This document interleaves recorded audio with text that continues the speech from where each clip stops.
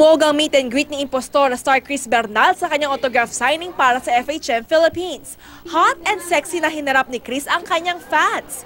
Bukod sa autograph, ang ilang maswerteng fans ay nakayakap at nakapagpa-picture pa kay Chris. Thankful si Chris sa kanyang 10th year sa showbiz. Todo suporta pa rin ang natatanggap niya mula sa kanyang fans sa gitna ng desisyon niyang magpakadering at sexy. Nakakataba ng puso. Kasi hindi mo akalain na even may pagbabago, alam mo yun, even from sweet to something really sexy, alam mo, nandiyan pa rin sila. Hindi maikakailang mas pansinin ang pagiging fit at sexy ni Chris. Ano kaya ang secret para ma-achieve ang 22-inch na waistline? Very careful lang din ako sa calorie intake ko and sa food na kinakain ko.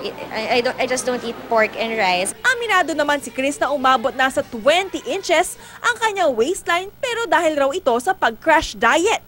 Pinagsisihan niya ito dahil nang hina ang katawan niya. Kaya ang advice ni Chris, iba pa rin ang may exercise na sasabayan ng balanced diet. And yung workout, dun ko na-realize na nakakatulong siya para bigyan ka ng form. Kaya laging ganado mag-gym si Chris. Kasama niya sa hirap at katatawanan ang kaibigan at co-star na si Sinon Loresca.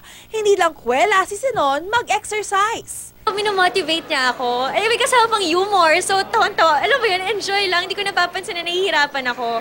Katatibayan, GMA News.